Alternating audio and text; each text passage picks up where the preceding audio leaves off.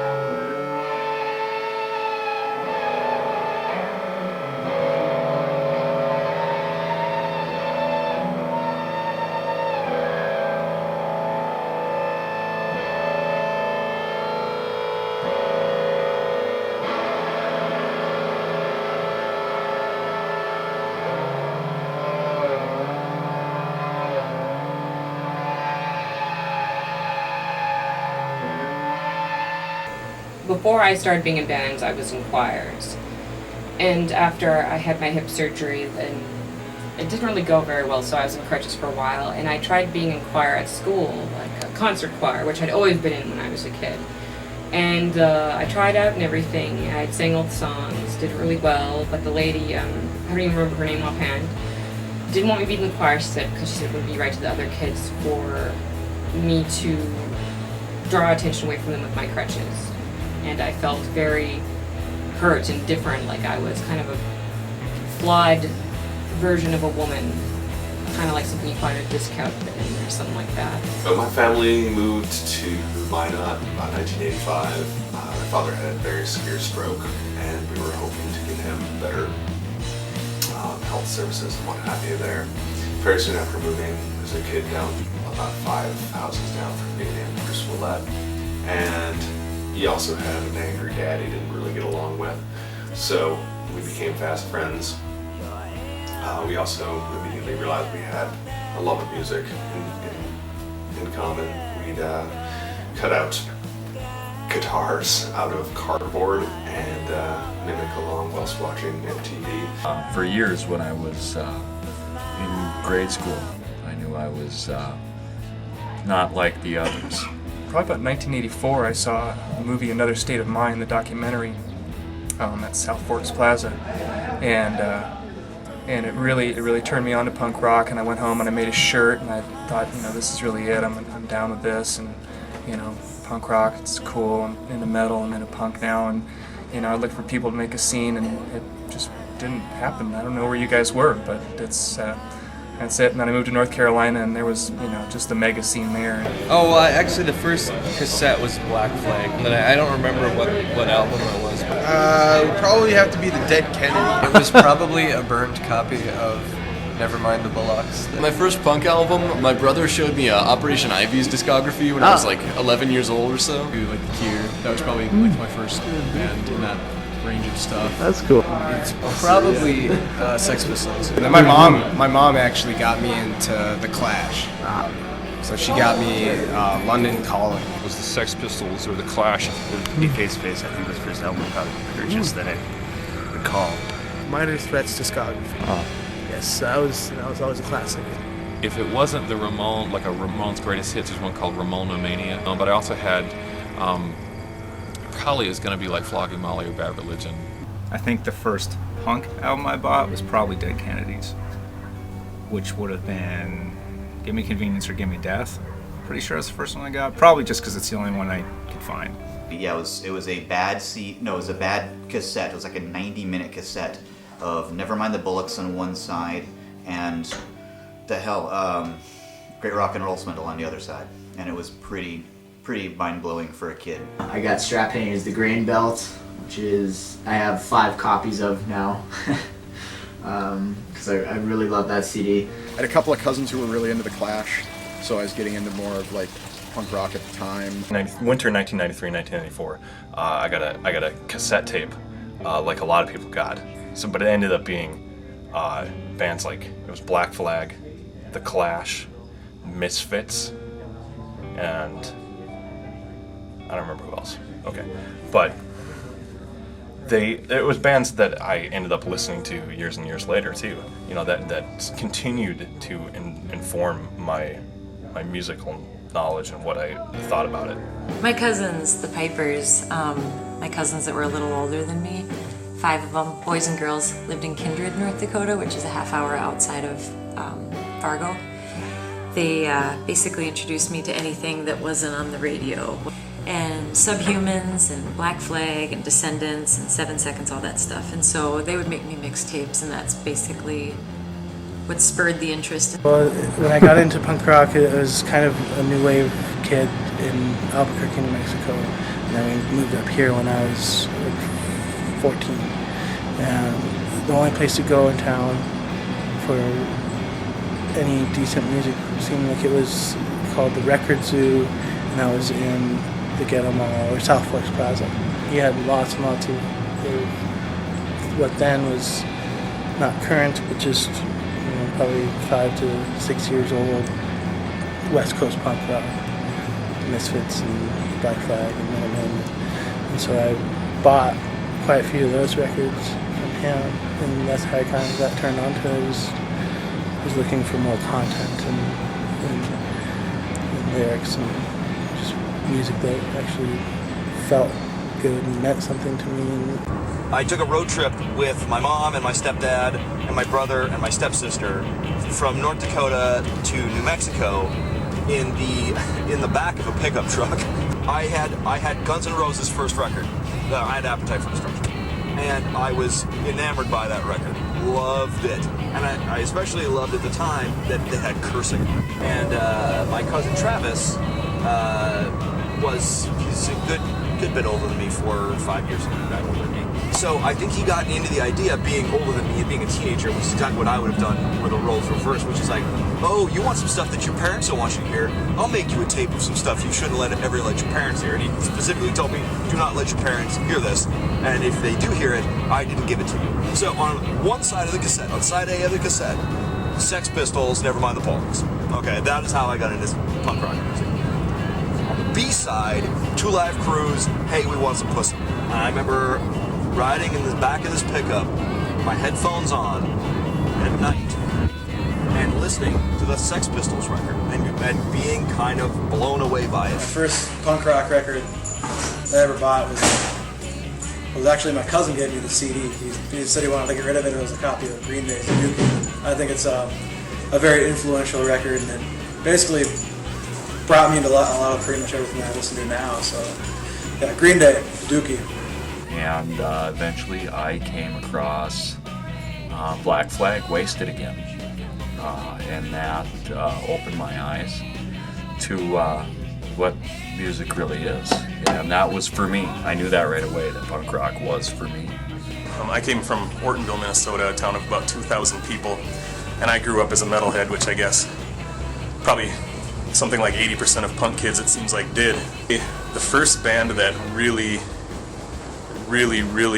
grabbed me and to me was what punk ended up being about was Rancid. Immediately from the second I heard, a few seconds of a Rancid song, it was that was kind of what did it for me.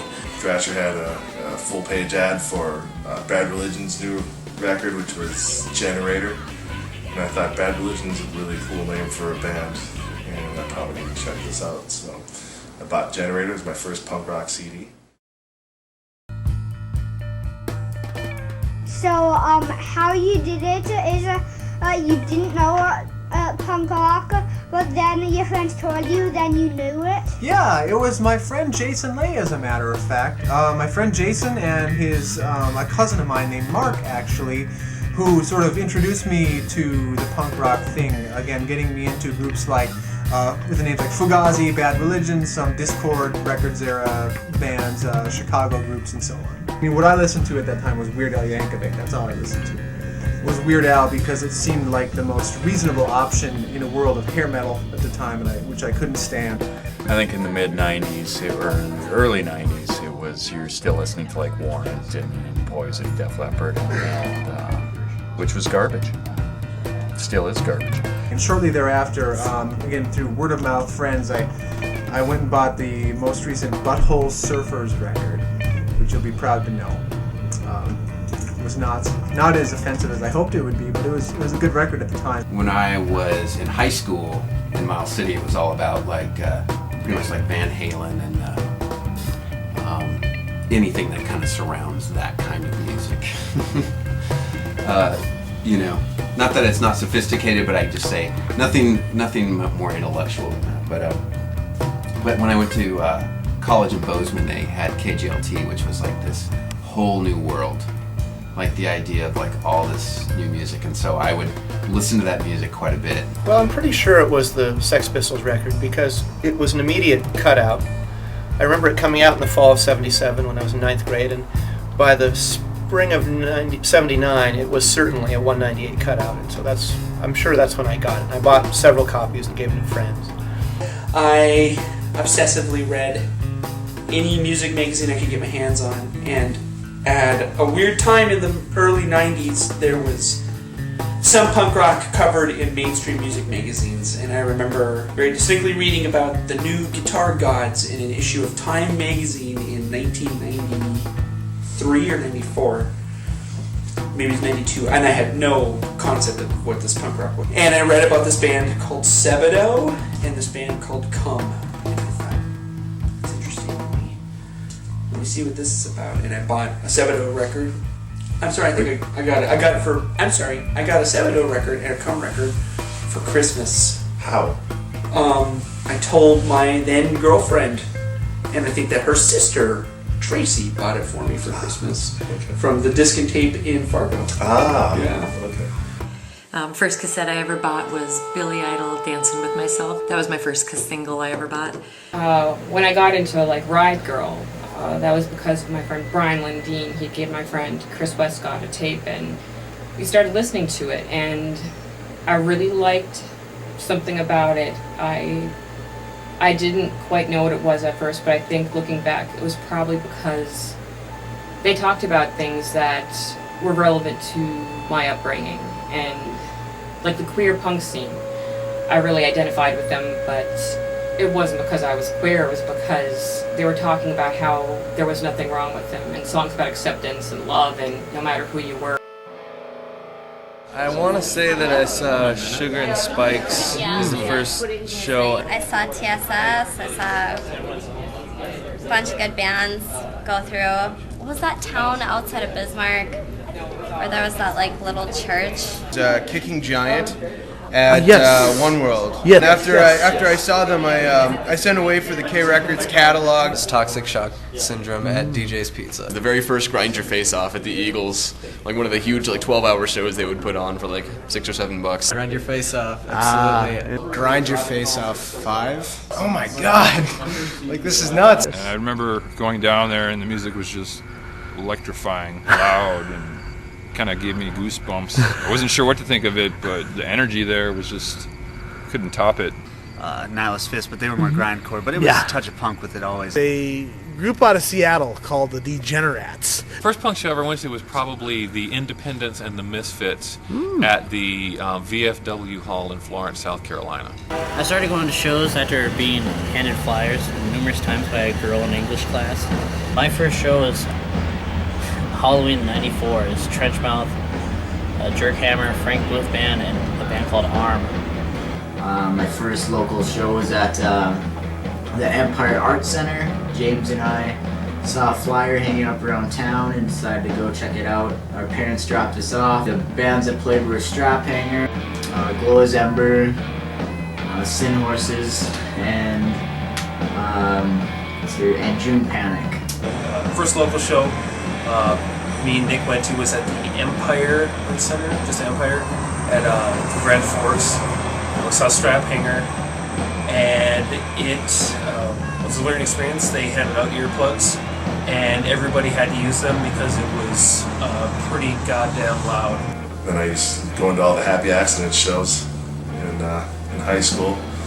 That was probably my first local punk shows. So I don't remember specifically my first show, but that was about my first experience seeing bands like Happy Accidents from Jesse.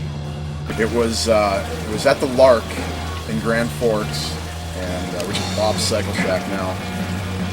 God, I can't even remember who was playing. I just remember the dude in one of the bands from out of town was able to stretch his foreskin like 4 or 5 inches. I can't remember my first one, but I remember one a while back. Went to see the Bismarck. That was pretty awesome. I'm sorry. As far as like a smaller show, I want to say in town here it was something at the Honors House maybe. The Accidents from Nuclear Wheatfield, and then there was Mike Mason's band. Well, there was this Free Jesse Brandon Huckness show at UND, and there was Dan and Eric. Dan had a large shirt on, and Eric had his Dead Kennedy shirt on. What the fuck did I ever do to you? At the One World Coffee Shop in Bismarck, when Steve Stoltz and a lot of the skaters and Randy and yourself, Christuri, were putting on shows and getting out-of-town bands to come through. Mr. Heather was telling me that bands would play at this place called the One World. And I was like, wow. And I was thinking it was like this huge place and there was a stage and lights and stuff like that. But I went to it, it was this tiny coffee house, and there was hippies there and punks, and they had hummus and crap like that. And I was like, this place is so weird. It's like a cute little hippie cafe with coffee and, vegetarian treats and things like that. The bands would start playing on this tiny little platform, like right in front of the kitchen, and let people drink coffee or smoke cloves outside. And I loved it. It was like a talent show in a living room. It was amazing. There's like a 1 drink minimum to a guy buy a coffee there or something like that. That's what my mom was telling me. I was, but she was wrong. So. I think your band, Inflex G, played there once. Oh yeah. Yes, I remember that. I remember seeing you guys there. We would have played there in '98. Yes, was probably our first one. I think that's when I first met you. I think. And the first punk rock show I went to was in 1995, in August of 1995. And I just moved to Grand Forks, and I moved into the dormitory. And I saw a guy walking with a Minor Threat t-shirt on, and I had heard of this band and knew that they were supposed to be punk rock. And I was from a real small town, so I didn't know anything about that. I'd heard the Minutemen and Black Flag and Dinosaur Jr., but that's about it. So we went to that show that night, and I got my mind totally blown, completely, changed completely because I saw stuff that was wild and free, and there were young people, and it was insane. Probably like Gutted Silo in Fargo. I remember Dan and I specifically driving down to see Gutted Silo once, like a long time ago. The group called Trenchmouth, who you may remember, Chicago group, that was Damon Locke's group, and Fred Armisen, who's Saturday Night Live fame. They came to Grand Forks and they played a show at the basement of the Knights of Columbus, and it was just one of the most amazing things I'd ever seen. I'd never seen anything like that. As in the Mark Anderson book Dance of Days, sort of the history of the DC punk scene. Guy talks about coming out of his first punk rock show. He says, I was covered in afterbirth. And I thought that's a great line. I feel the same way. The sort of born again experience that sort of event, the show, did for me, and I was kind of hooked ever since. And a lot of fun shows, Till 21 Club, which was a very bizarre place. A lot of fighting, a lot of underage drinking, a lot of marijuana smoked. But they were good shows, and the crowd was really into it. Certainly no punk bands played in Montana in the actual 70s. I don't think that happened. They barely did until 87 or 88 in the 80s. So it was when I moved to Providence, Rhode Island in 81 from Havre, Montana, and was attending Brown University. In the first month, maybe I didn't go to any shows. But I think by late October, early November, there were two. The first was Johnny Thunders, and the second was Pere Ubu. I don't remember what first show I went to, but the first one I really remember is Strap Hanger Sin Horses show at Hughes Fine Arts Center. So I know I went to shows before that. Even in high school I went to shows, but that's the one that really got me into the local scene. I was at a Taco Bell in Bismarck, North Dakota with one of my cousins. James Boyd came up to us. I think that's his last name, James. Beautiful James. He came up to us and he was like, "Hey, you guys are punks." And we were like, "No, we're not." And he's like, "Yes, you are. And take this flyer. You should come to a show." And I was like, Minot has shows? Awesome. Like, I was thinking, I thought Minot was even smaller than us. And I went up there for, I don't even remember what show it was. So that's how I kind of heard about Minot, is James just being super friendly and coming straight up to a complete stranger and just asking me to come to a show.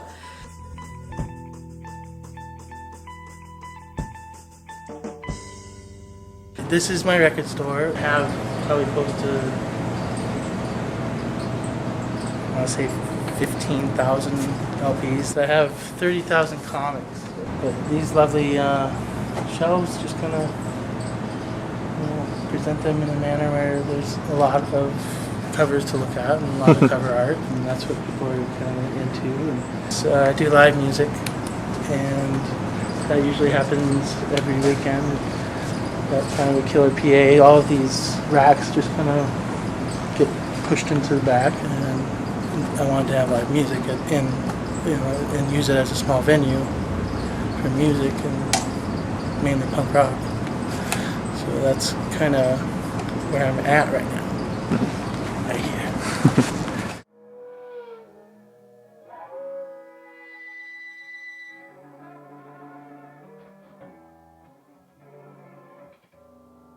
I met Joel in the fall of 1987. I just remember we went to the show at the Molly Brown, and I was being heckled by these three guys that kind of apparently my friend that I was with knew, but I wasn't quite sure in what context or anything. And one of those guys was Joel, and the subject of the heckling was something like, "Hey Steve Albini, what's going on? What are you doing in Bozeman? Hey, I thought you were in Chicago." And it was completely over my head. It was like some stupid inside joke, and it was really fucking annoying.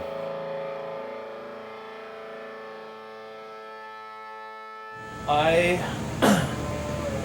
first saw you at the band shell in Mandan. Okay. I don't know if you were playing with, I think it was Miscommunication? It might have been miscommunication or writer's syndrome. I don't know. I remember seeing you. Yeah. Like, I remember the first time you talked to me, though, that I remember you talking to me was at... yeah, I didn't talk to you then. You're too cool. Yeah. I always thought I was a loser, but first time you talked to me, I swear to God, it was at Denny's, and you sat down in my booth and said, "I want to marry you." Do you remember that? Or No, but I do. I totally do. I still do.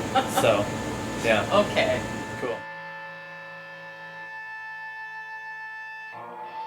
As far as I can remember, when I was a kid, my dad had a band. The name of the band was to get together and drink and smoke pot and play blues covers. That's all I remember. It would keep me up at nights.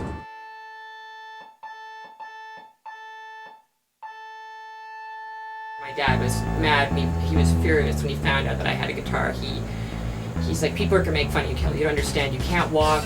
They're just gonna..." It was like that Adam Sandler thing. "Oh, can I walk at you?" I don't know if you remember that, like, skit. Like, I don't know. Because she had a bass guitar that was actually stapled, or not stapled, it was nailed to the inside of a barn, I swear. I'm not even kidding. So it was kind of warped and it had nail holes in from... It was really cool looking, though. It didn't sound very good. And we finally found poor Josh, and he was our drummer, and we finally started writing stuff in.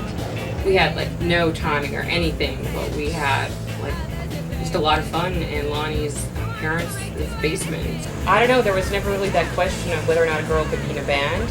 When I first started, I remember thinking it was like, I never thought of it before. I thought to myself later on that it was strange that a lot of music that I listened to didn't have women in it, unless they were just like this woman singer that they just given songs to. I just felt like it was a non-issue whether or not you're a boy or a girl. There was a lot of equality, usually. James moved from Fargo-Moorhead to East Grand Forks, Minnesota in 8th grade. I definitely got more friendly with him once I learned that the new kid played drums. I was a new kid at school actually because I moved up from Moorhead, and so I actually asked my sister if I was like, should I join this guy? Because I was pretty new at drums and wasn't that great. And then she's like, yeah, do it. And we started playing in what is now a closet in his basement. His kit was all dilapidated and shitty. It was like a Mark II or Mark III, I think the brand name was. And so we jammed in my parents' unfinished basement for a few years, or a couple of years, and when we felt worthy, we'd go up to my parents' garage and we'd play on Halloween when the kids would walk by. We were in each other in a band for probably about a little under 10 years. He actually got a real guitar, kind of. It was a Kalamazoo Stratocaster copy.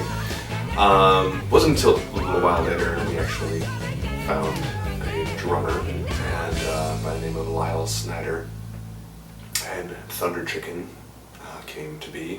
Mostly just played in Bruce's mom's basement. Did a lot of Pixies, like Danzig covers and what have you.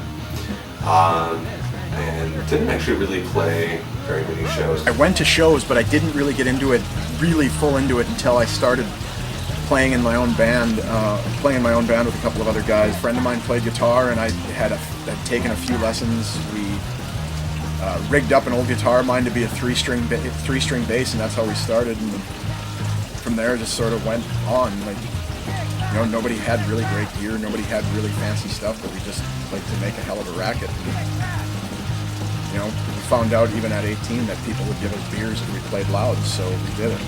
And me and some friends just kind of picked up guitars and picked up instruments and started playing. And buddies of mine, Jed Felix and Matt Terrell, said we kind of started this band called Not Again with some other friends of ours, and it was kind of like a fast, thrashy punk band and stuff like that. It was, I don't know, we were young and we just had like to have fun. Picked up drums when I was 15 years old.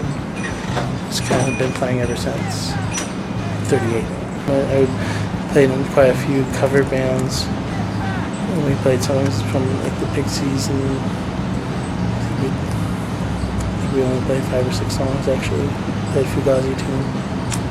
But that was like when Free Jesse was playing down in Fargo. I remember kind of hopping on one of the bills with them playing at the Elks. I would say that actually the idea of getting together and playing in a band originated with Dan going to Alaska and learning how to play drums. Yeah, when I was in Alaska, I was in debate, and a couple of the, I don't know, more sociable people, the kind of people that I was sort of interested in meeting up with at the time, their hobby was playing music. It was a combination of some originals and some covers. So anyway, I went over and I was slotted in on bass, which I'd never played before. They said it's easy, it's only got 12 notes. So I learned how to play a small repertoire of covers. Boys Don't Cry, Sin by 9 Inch Nails, Bela Lugosi's Dead, and I like an original song, I guess. And it was pretty obvious to everyone that I didn't have a lot of natural aptitude for the instrument. So then, somehow it was decided that I would try the drums. It turns out I did have some modicum of aptitude for that. The idea was we were going to start a band when he got back, and I'm just like, I don't know how to play an instrument. So like most people who don't know how to play an instrument, I learned how to play the easiest instrument there is, which is bass. Hell yeah. And so it's only got 12 notes. Because I hear it's only got 12 notes. That was Happy Accents, and it was originally Dan and I. And hey, wait a minute. And so we got Nate. I don't remember how we met him. I think my parents knew your parents or something. Yeah, something like that. We're university brats, but and he couldn't do anything, so he sang, and then he knew a guy who could play Mudhoney songs, so he ended up playing guitar. I remember being impressed that he knew how to play "Touch Me I'm Sick," and then of course when we get together, we never played cover songs because we weren't good enough to learn them, so we had to make up our own. I can't remember if it was Nate or Eric that approached me about joining Happy Accidents. I think I got a phone call actually, and just said, "Hey, I heard you play guitar," and I said, "Yeah, I do." I think they asked me to come jam with them the next day. It's like everyone needs a hobby, and we weren't any good at sports, so speak for yourself. Yeah, I told a guy named Isaac Turner working at the disc and tape store that I knew a guy, one of my good friends, my roommate at the time, Brian Schill, played bass and he was pretty good and they should play together. Knowing full well in my head at the time that I was going to be in that band if they ever did play together, because I always wanted to be in the band and I never got to. So I always wanted to actually be in Happy Accidents, and those assholes never let me let me get in on that action, unfortunately. But Brian and Isaac set up in our garage that we had in our apartment, and then I just kind of went in there and screamed out lyrics that I was making up while they were playing. I think our first song that we ever wrote was Kill Whitey. Jason was always wasting his time at the record store, and he was always hanging out with this, this squirrely, thick glasses, little Woody Allen kind of kid named Isaac Turner, who I didn't know particularly well, but Jason introduced me to Isaac, who it turned out played drums at a R.L. Burnside show at the University of North Dakota. And it wasn't too long thereafter. I had been playing bass for a while. Jason got us together. We just decided to play. It was actually during finals week in the fall semester of 1997. So this is December, mind you, and we were playing in our apartment complex's garage. It was a tiny little, 12 by 10 foot garage, and we were playing in our coats and hats and mittens out in the garage in December, and it was just sort of an outstanding experience. It was glorious. I started my first band with Melissa Pedigo. We met like in 9th grade in Catholic school, and we were clearly the outcasts of our small class, and she was really into Slayer and death metal, and she was very artistic, and we decided, I don't know how we decided to form a band, but we were Omnicrotch and we made our own shirts. And we gave ourselves matching tattoos when we were like 14 or 15 or whatever age you are when you're in 9th grade. And obviously still have that tattoo, it's not going anywhere. We were Omnicrotch, and then we added Matt Lindelof as our drummer, super nice guy, everyone called him Styles. And he had a lot of talent, and Melissa had a lot of talent. And I was just kind of like, had a lot of enthusiasm. And I bought like some shitty Yamaha or whatever, some piece of crap guitar. And I bought all the chords, and I didn't even know how to pick out a pedal. I was just like, that one looks good, it's pink or whatever. So we got all our gear, and then we would play all the time in her basement of her parents' house. Chris and I formed a band, the Quarantines, and that was great. And then we all went away to college at University of North Dakota in Grand Forks, and we got to practice in Eric from England's parents' basement. I'm 34 now, and I think I started being in bands when I was like 14. I got into it by default because I bought a drum set for about $20 off of somebody. I knew absolutely nothing about playing music, and neither did anyone that I played with. We were in my friend's basement and we made a bunch of noise. Unfortunately, we never really got out of the basement. We played about 2 basement shows maybe, and that was it.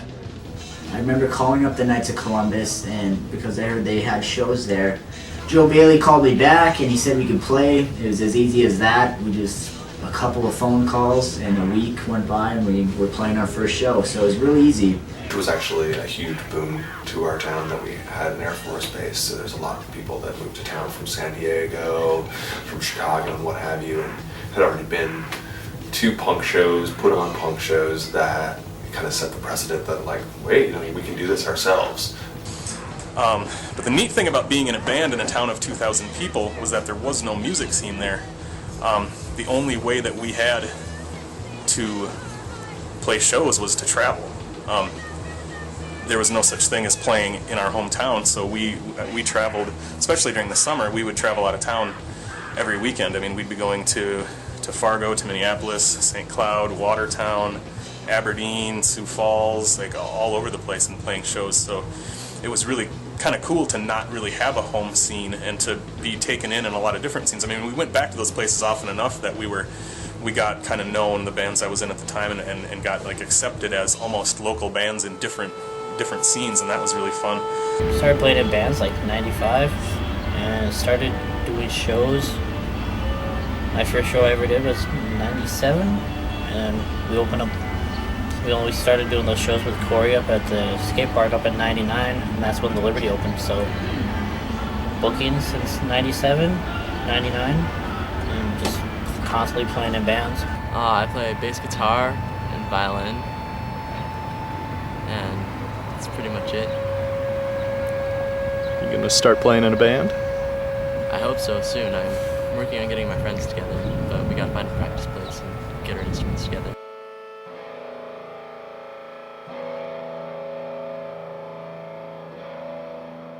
I got arrested in Minot when I was driving age, so I think I was 15, because you can get your permit when you're 14 to drive. And I got my license when I was 14 and a half. So I think I was like 15, and I snuck out on a school night to see Godhead Silo in Minot, and I just couldn't miss it. So I obviously had to sneak out. My parents would have never let me, I had to be at school the next morning.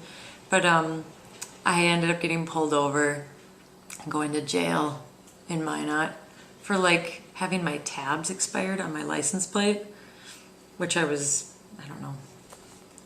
I didn't know anything about anything, so I spent the night in jail for a little bit and missed school the next day, but it was totally worth it because Godhead Silo was so fucking rad and they were so damn loud.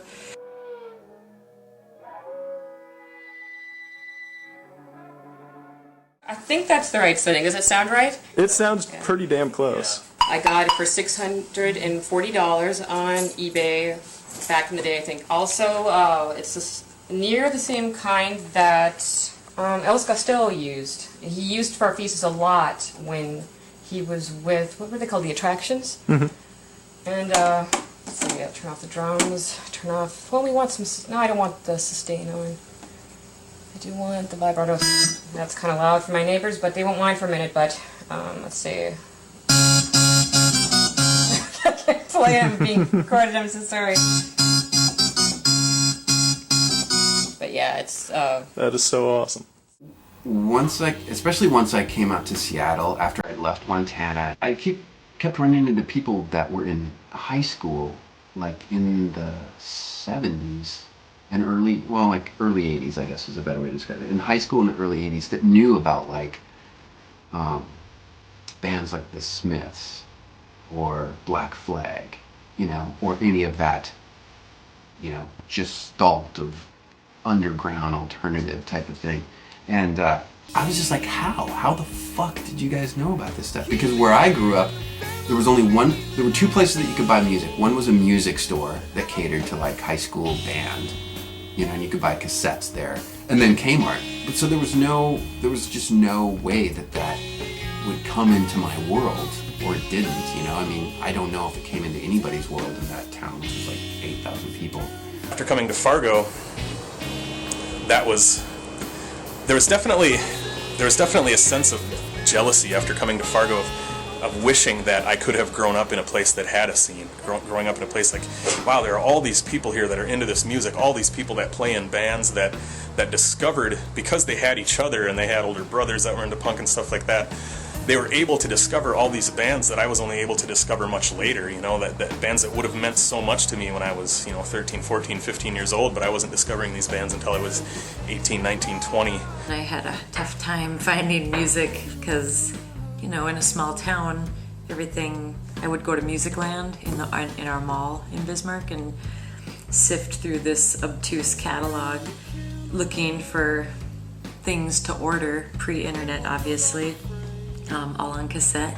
even in like Hit Parader magazine and stuff like that, sometimes they would cover punk rock, mostly metal, but every now and then you'd find something about a punk band in there or whatever, and that was really the only way that, I mean, I didn't know about Maximum Rock and Roll or anything like that coming from that small of a town. It was very rare that we discovered punk bands, and we'd read the liner notes of albums and like look for bands that we liked were thanking, and then go out and find CDs of those bands. I mean, that was really about the only way of making those connections.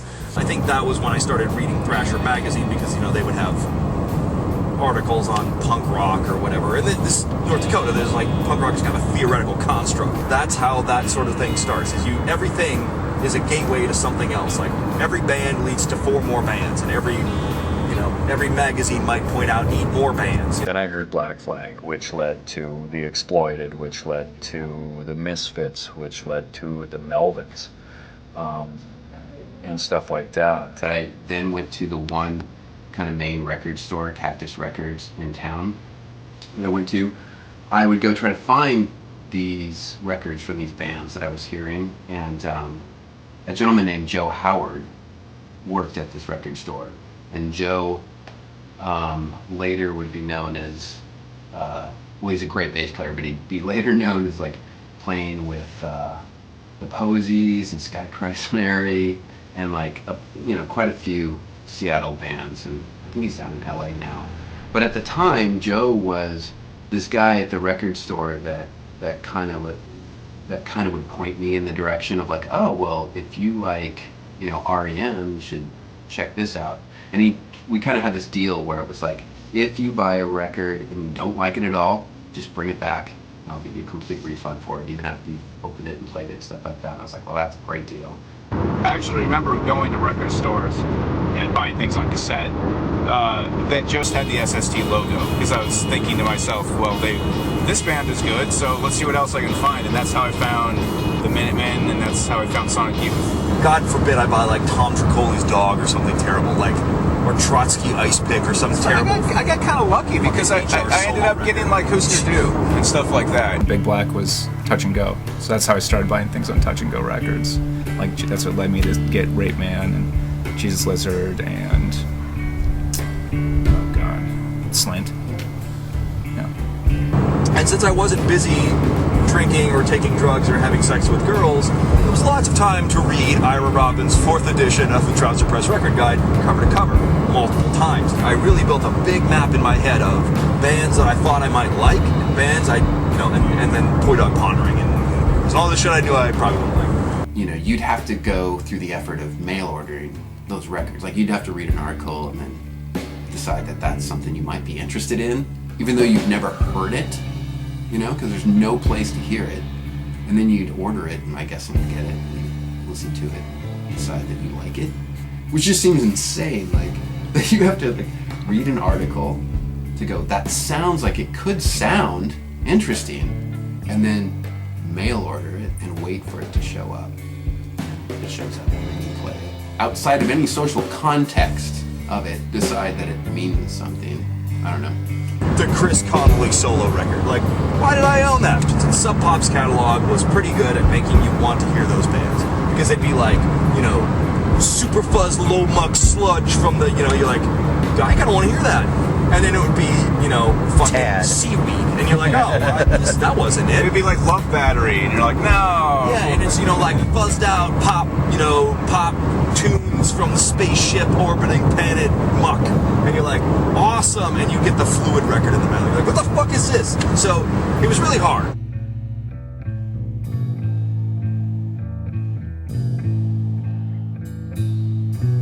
So we all had to pile into my tiny little Astro minivan. We broke down right outside of Watertown, South Dakota, and ended up like the bearing on the trailer froze up.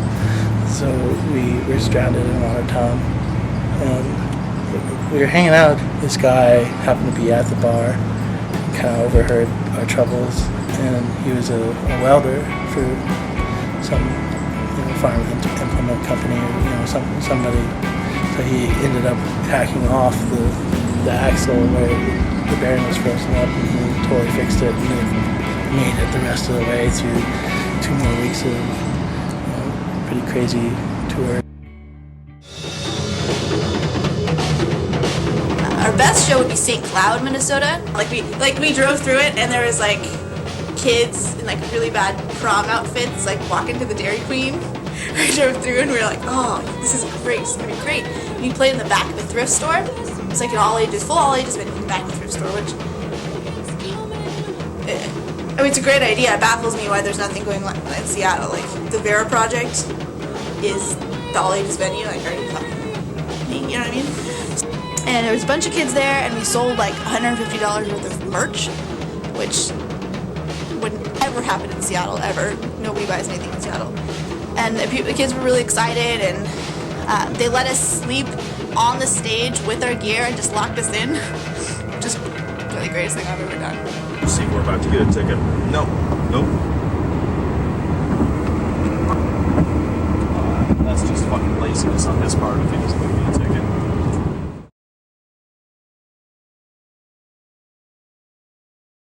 The problem that you had was that you'd run into nobody had a cassette deck anymore, and it was too expensive to make it on vinyl or CD. So you were stuck doing independently making cassettes, but nobody would buy them because who the hell listens to cassettes anymore? I mean, this was 95, I think. CD was what everyone wanted, but to make a CD it costs a lot. Of course, now it's different. Now it's cheap to make a CD, but now they don't even want CDs. They just want the files, the sound files. They want an MP3 of it. So now pretty soon nobody's going to own anything anymore. Well, my mom was doing this thing called the Dream Project, and she would set up shows, and well, I would go because she's my mom and I wanted to make her happy and because I liked music. Joe started actually, besides just working at the record store, he actually was this booker that would bring bands to town. But this idea that he was able to actually bring bands through, that opened up this whole other world, that some of these bands that you were hearing on the radio. So all of a sudden it became like the radio station could promote the show and actually be playing real music from real bands from someplace else. And it just felt like the idea of a bigger city. And a lot of it was pretty much due to this one guy. We played in Fargo at, what is that place called? It was like we got there to load in at 7 and they were playing bingo. And we were like wondering if it was the right place. It makes it more exciting when you know people who are in the scene, and the emotional involvement is there because you really want people to come to your front shows. So you tell a lot more people about the shows. Offering to hang up flyers and that kind of thing was always something that I really got into. Then I just kind of became a promoter by default, I guess, just because, I wanted to have fun, I wanted to put on a show, so. And then I started getting emails. I don't know how it even happened, because I didn't even sign up to, book your own fucking life till later. But bands just out of anywhere, one band came through, gave them my email, they gave it to 5 bands, and they gave it to 5 bands, and they gave it to 5 bands. So it kind of grew, and people had just called me up at home, I get my mom's number somehow, and hey, I'm doing shows, I'm 16, and trying to be as professional as I can. We had more and more bands, whether through word of mouth or one way that really helped a lot was being in Book Your Own Fucking Life, which was put out yearly by Master Rock and Roll, and suddenly we were a stop. Lots more bands kept coming through from Maximum Rock and Roll. People would contact Nick Rogerson and Chris Jury and all these people.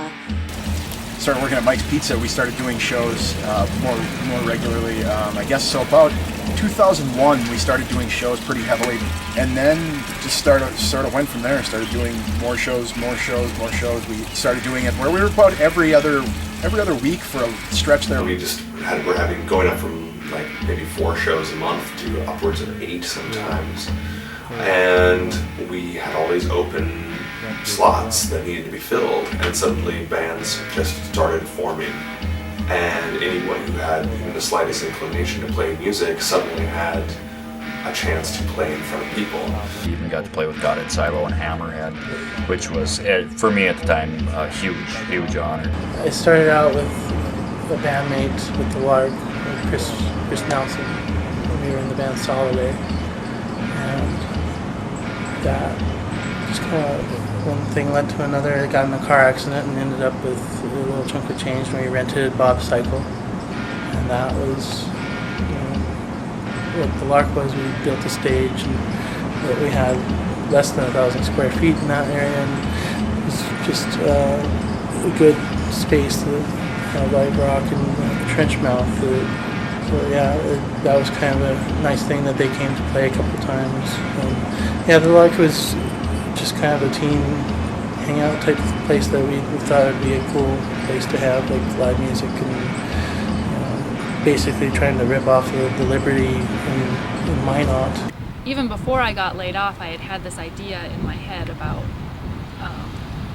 the music scene in Grand Forks, and I worked at Disc and Tape, which was a record store, but also we had like skateboarding stuff, so we always had these skater kids in the store who were also into music, and I was a visual arts major in college, so there were all of these things that just sort of came together for me. It ended up being called the Dream Project. And so our plan was to get a building and have a venue, but then also have a skate park and practice rooms for musicians, bands, and then also to have a little art gallery or spaces for people to do their art. And we really got the ball rolling, and we ended up getting a grant from the city, and it looked like things were going to go our way. But we bid on a building and we're outbid.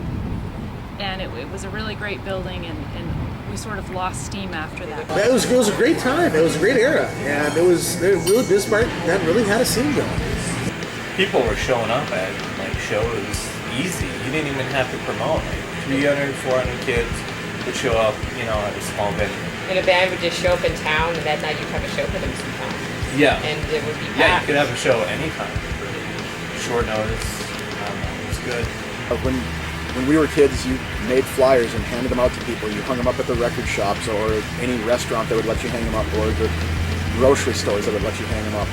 It used to be when we'd get a place to play a show, we did everything we could to make sure that they didn't go off, that you could run as smoothly as possible. Never went 100%. Really, we are doing everything ourselves because there's not a network of people, of record labels, of recording studios and engineers and distributors of albums and artwork, even printing presses, all those sorts of things.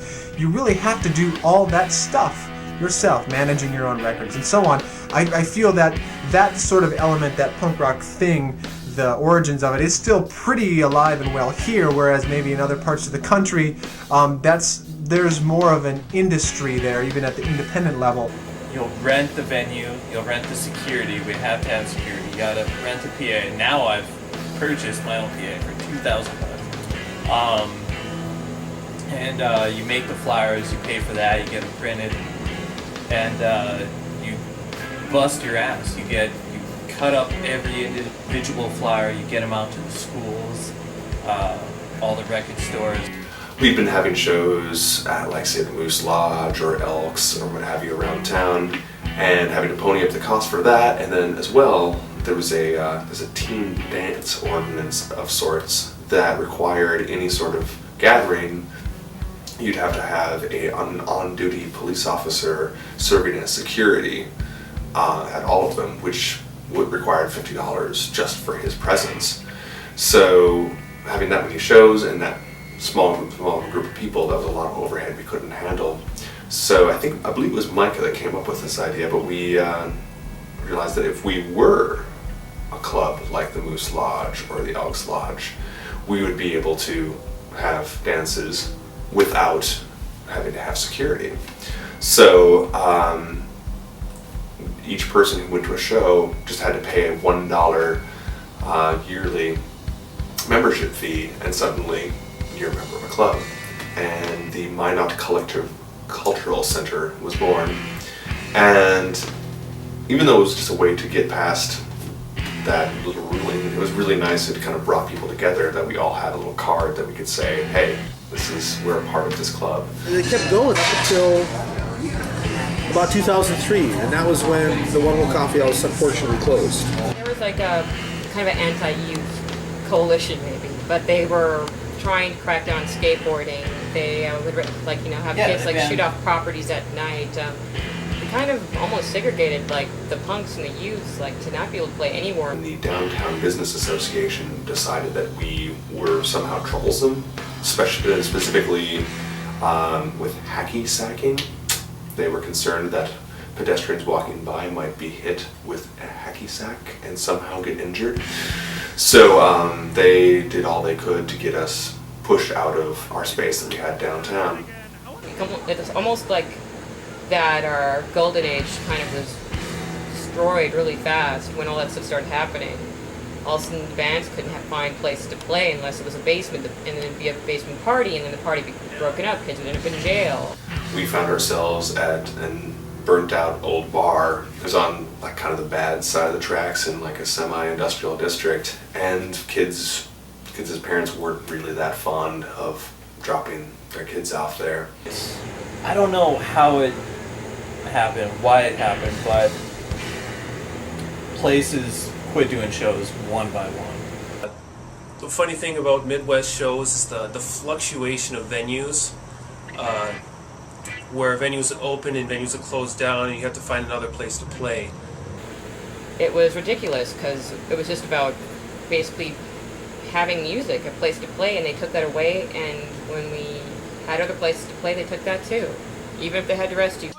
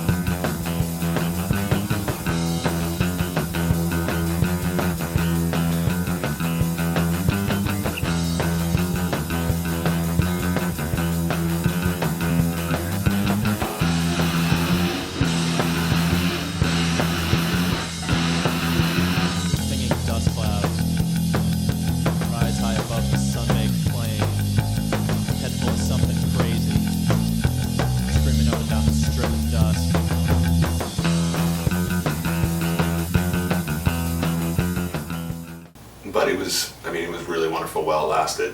Now, when we had our bands or when we were doing shows, it was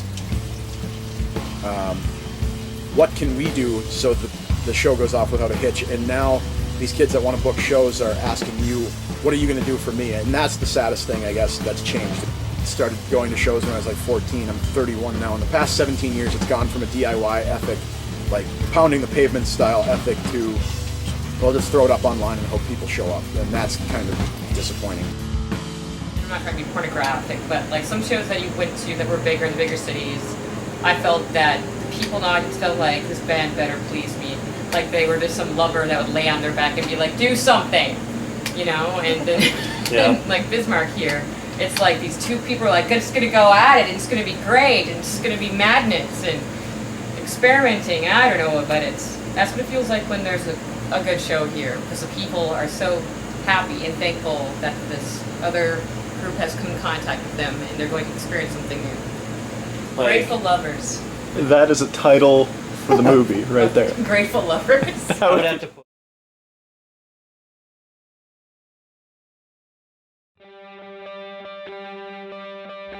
Thunders was very much the archetype. At first I wasn't absolutely certain it was him, because this was about 8 years after the New York Dolls, and many years after the Heartbreakers even. And he fell over a number of times on stage during the performance. And one of those times, I had to duck so my face didn't get hit with the neck of his guitar. And the thing that was strangest of all was here he was, a world famous person who'd almost invented punk rock guitars. It's now played.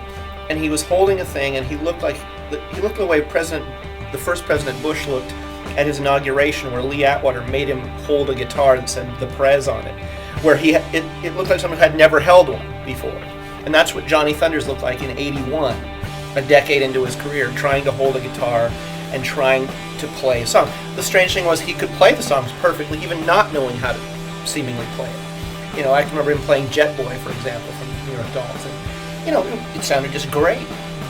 But he literally had no idea, and he just kept falling over. He fell between the monitors. He fell to the left of the monitor. There were a lot of nosedives in a fairly brief performance, but it was memorable, and if you closed your eyes, it sounded great.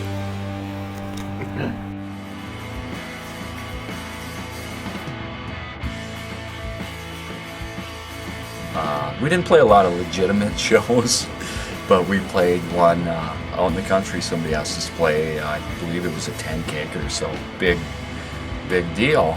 And it was kind of a last minute deal. And of course, none of us had, I think Robinson at the time had a, what was it, a 80, 79 or 80 Cutlass Supreme.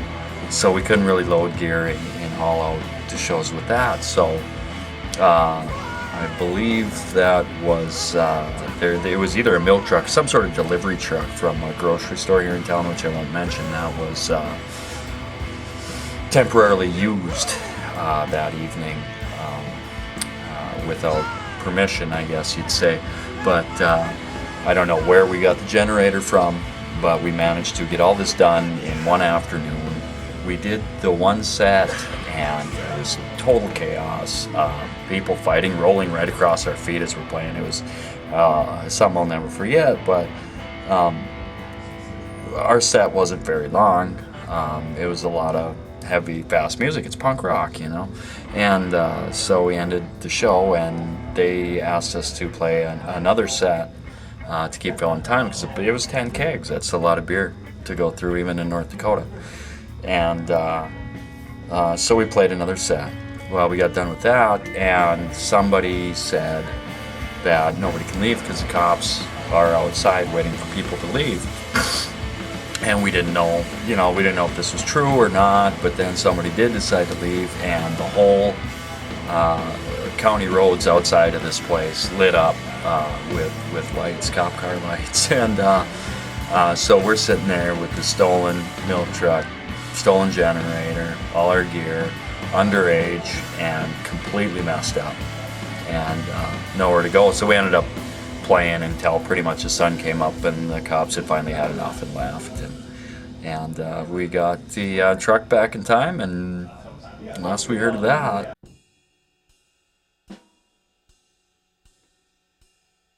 In Bozeman, at what was the name of the place?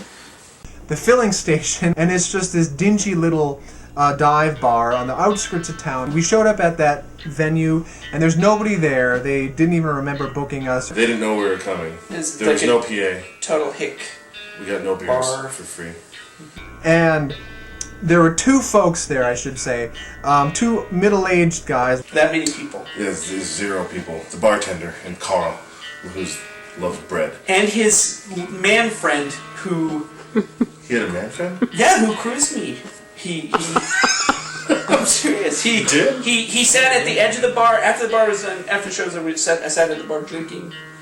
And he sat at the edge of the bar, and he was like, the America song, would you meet me in the middle, would you meet me in the end? And he'd sit there and just stared at me, smoking and just singing it. Sorry, I remember that. It was really, it was an eye-opening experience. Carl had on he had a button-up shirt, but it was unbuttoned and inside out. And he was something else. He was running around the bar with his shirt off, and just kind of mouthing off and shouting things to us, shouting out requests of songs we didn't know. We just tried to, get through our sets as quickly as we could and try to get paid if we could and get out of there. And that actually didn't happen. I don't recall getting paid for that show. What did happen after the show was that this gentleman and his friend challenged us to a game of pool or billiards, and we said, okay, we didn't feel that we were in any position to deny their request, actually. And he wanted to play pool, and we couldn't really say no. So you and I teamed up and we let Brian be on his team. And He wanted Jason to be on his team. And so it was this guy and Jason against Isaac and I. And we're terrible at sports, at billiards. We were no match for them. He was an outstanding pool player, and he told us at one point, I'm only going to play with one hand. So he just puts one hand literally behind his back, and he's shooting pool with one arm. And then he smoked us bad. With one hand? Yeah, one-handed. He was beating us really bad. I don't think he had any teeth either. No, meth. And so Carl just smokes us, and at one point after the game he comes up to me and he's all, I'm going to turn you into a marionette. This gentleman came up to Jason and he said, I'm going to make you my marionette. And that was, we didn't know what to make of that. I still don't know what that means. I think it's like a hot Carl. Oh, Carl's. Yeah. Apparently this guy wanted to turn Jason into his puppet, whatever that meant. But and then when at the end of the night when we were packing up to go, he was at the bar. Do you remember he's playing all those Bread songs still on the jukebox, and he was face down. I think he might have been crying in the bar listening to Bread songs. And so we decided it was probably about that time we should get out of there, which we did without getting paid. And we slept in our van in a Walmart parking lot, and it was just a glorious time. That was Bozeman. Terrible. I play in a band and I want to have a show, and I don't want to play cover bands at your crappy bar. Some people have it in their blood just to keep doing it, keep going and going and going. And it's unlike that whole idea. It's like, oh, it's just a phase in your life, and you just grow out of it. Like some things mean more than others to some people. So I think punk rock and like just the local music scene means more to like Elijah and I than some people. I think it's the fact that North Dakota is, dare I say, somewhat culturally detached, but at the same time, it does provide kind of an advantage because it allows someone to start fresh and be original. It's out here, people are creating new stuff no one's ever heard. They can make pretty much whatever they want. It's because we're so far away from the cultural and commercial centers, the New Yorks, LAs, the Chicago, even Twin Cities, all these places, it frees us up a bit. That is, we know as performers or artists, there's no reward to doing this. There's no commercial or financial incentive at all, other than just you like doing it. Midwestern people are different though. I think doing shows and playing shows here, people are just a lot hungrier. But yeah, as far as like the bands that I've been going on tour and kind of going to different communities, I have definitely noticed that the communities that have less, it still holds true, the communities that have a little bit less contact to traveling music or touring music seem to be a lot more appreciative or enthusiastic and better listeners. It turns out that they're going to have a great show. There's a bunch of really enthusiastic kids and that have money to spend and are going to buy your merch. When we go on tour, for example, playing, as a lot of bands know, you play in like Tulsa, Oklahoma, Lawrence, Kansas, or the Twin Cities, even Minneapolis, St. Paul, Chicago, Nashville. Music is all over these places, and when some out-of-town group shows up at a club, a dingy club, to play, nobody knows who you are, they don't care, and even if they're into music, they're not certainly as into it as these upper Midwestern kids who have nothing else to see. That one show that you played is the only show they're going to see for maybe a couple weeks or a month. So it's just not the same sort of environment when you go further south or to the east or west coasts, in my experience. Pretty much everywhere I've gone, I've kind of been looking for that sense of community that we had. Like, it's kind of like, much like people are drawn to being in the church, just having that sense of community. Now it's just, I live in Seattle, so it's like there's shows all the time. And there's a show every night. Sometimes you go to 2 shows in a night, and you skip out on things. You won't see a show even if it's a block away. And now I live in a big city, and when you're old and fat and lazy and you work long hours, and there's so many bands that maybe you're not interested in. But when I lived in North Dakota, it would be, you would go to whatever punk rock show was playing because they never happened. And it didn't even necessarily have to like the bands that you were going to go see. You just went because they were playing. And they would always show up to your shows. So, you know, it would be the same 30 or 40 people, but it didn't matter. Everyone was really into it. So it was easy. It was just an easy time. It was easy because everyone was going to come to your show, whether they liked your band or not. It was cool because it didn't matter what genre you were really into, if you were more into hardcore or metal or pop punk or ska, or if you were open-minded about queercore or not. It just, everyone was really accepting of all the new ideas coming at them, so it was really influential at the time. I think it really brought a lot of cool new ideas, a lot of open-mindedness to a small town. I think that was pretty great. There was almost never just a punk show. You had punks and hippies and just all sorts of misfits, just everybody imaginable that just didn't fit into the normal scheme of things. You wouldn't run into that punker than thou kind of mentality.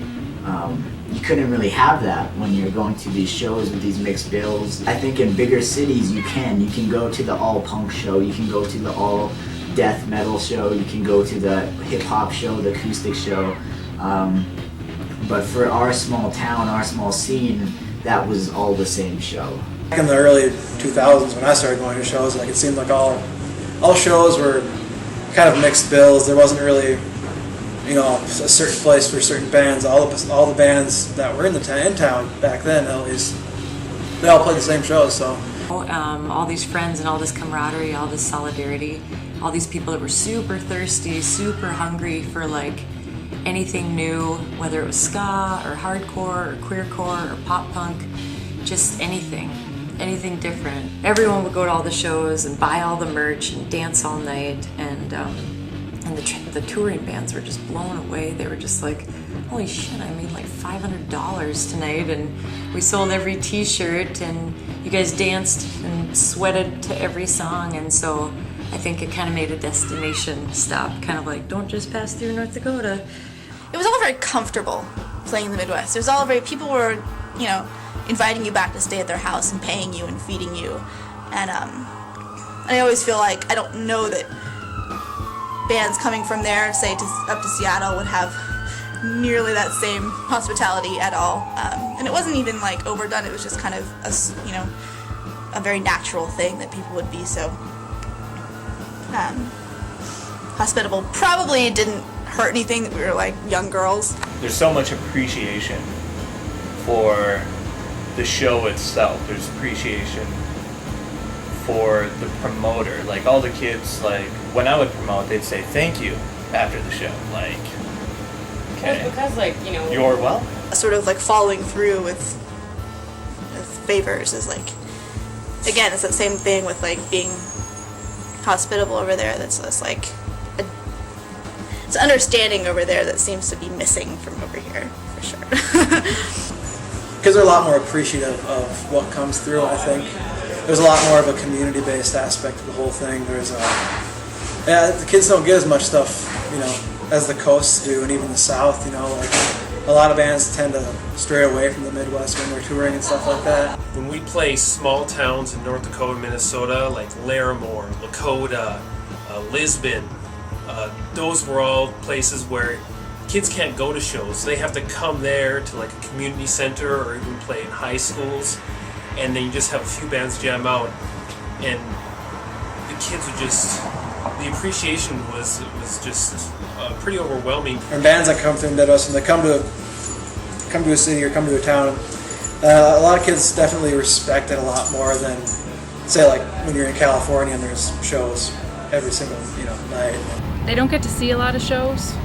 They don't get to go to see their favorite band or favorite bands every weekend. And so going to a local show where their friends are playing is way more important to kids in the Midwest than, driving hours to go see a band play. So I think that it's different in that way. It's a lot more personal, and I think it means a lot more to them. They don't just toss it off like it's another show they went to. Most bands that played Bozeman and had this huge turnout, it was way huger than they would have in Seattle, or because people were so hungry.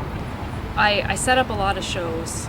I really learned how to get bands together, set up shows, and taught a lot of kids how to do that. And I think that it was really good for the scene in Grand Forks because there were, I mean, once we started having shows all the time, there were more shows popping up at different venues, and I mean, there were house parties, there were people playing all over, and it was really exciting to get people into it and doing it on their own, and realizing that they didn't need to depend on someone to, you know, open their doors and beckon them and say, hey, come play at our place. Some of these shows, like, I've met people just once, and I've kept in touch with them for years, like by email or writing. Because I moved to Fargo for college, and when I think back of like different towns that I could have moved to, I can't imagine having gone anywhere else because of the experiences that I've had through the punk scene here, the people that I've met, the bands that I've played in, the bands that I've played with. It's been pretty amazing. And it was a good deal of fun. I realized like it was actually some really good free therapy. Like I got to just get up in front of people and just yell. But that was a vehicle found through music, right? Like, so all these friendships and all this learning and all of this political awareness and kind of thinking outside yourself and outside your small town was all through the vein or the vehicle of music. I've made a lot of friends to these shows that I don't think I'd be in the same place without like these little connections. And I often say that, you know, some people, when they're younger, they're depressed and they find God or find something, and I found the music scene here, and it changed me more than anything in my life. It made me a better person, it made me a happier and a weirder person, but more comfortable person, and more loving too somehow, but kind of like therapy, but instead I had in a big room with a bunch of other people who were having problems as well.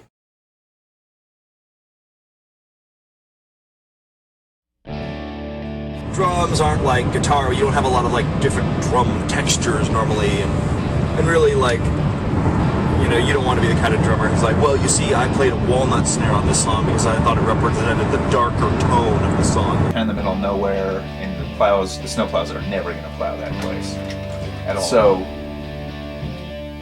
they ended up where us, the band members, went and dug it out ourselves.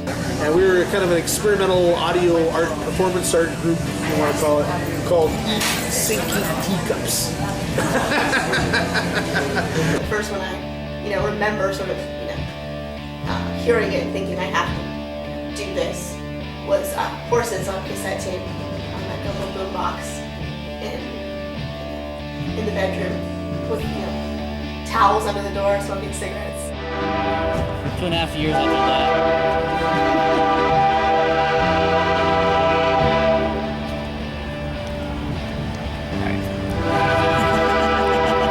No winning. Exactly. You can't fight the railroad and win. No. Wait for the horse to stop. That should be good. Yeah. And it was all of a sudden you go outside and there was freaking hippies everywhere, and you're wondering how all this tie-dye came about. It just was like all of a sudden automatic hippie time. His name was Paul. He had a metal band called Rotten Grandma. And they were the best. And we just thought that dude walked on water because he was always telling us, you guys are really going to like this band. You're going to really like this band. He was the first guy that told us about Primus. We live in a state and a town that has nothing for youth. So we all get drunk and get pregnant. And it can be incredibly hard and difficult and challenging, but also very freeing and very rewarding in ways that I don't know if other parts of the country quite can experience.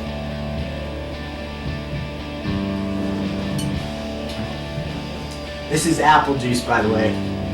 I still don't drink, Chris, if you're wondering. A few of the shows that we had were mainly, I would say, at Shangri-La, the Shang Bang, as we called it. I remember the first big show that my band had. Brian Schill set up a show at the Union for a benefit for Habitat for Humanity, and the famous quote came from that, hey Brian, this came from inebriation. This was a lot of fun. You should set up a show like this again so you can open for us. And being in a scene where there are mainly dudes, don't know, it was just nice to go to other scenes like Minot where there was a lot of gals in the scene being really active, whether whatever they were doing, whether it was music or zines, or just coming to all the shows and teaching me about new bands and dance moves and things like that. And Sorry, Scott. Oh God, damn it, Nate. All right, so At the record store, there were tons of times when we just had people standing around telling stories and hanging out at people's houses and debating music, and those were fun times. Parties at Jason Lake's house.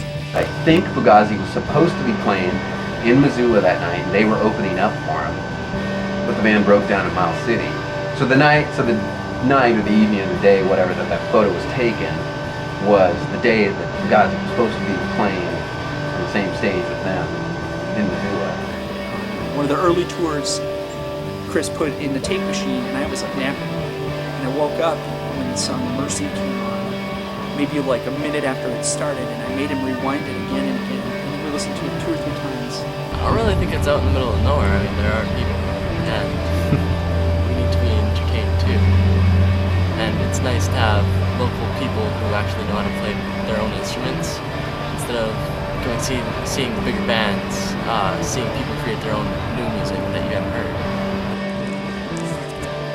This is our limited edition, sort of colored vinyl. Kind of mottled vinyl. And this was a record I recorded in my basement in my parents' house for the band Strap Hanger. Isaac, Jason, and Ryan. Keep chewing! Keep chewing!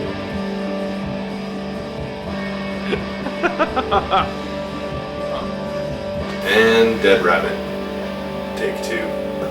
The guy who'd been renting it was breeding rabbits in there, and the restaurant next door obviously was not too keen about the smell, and the guy just locked the door and walked away. Rabbits still in the cages.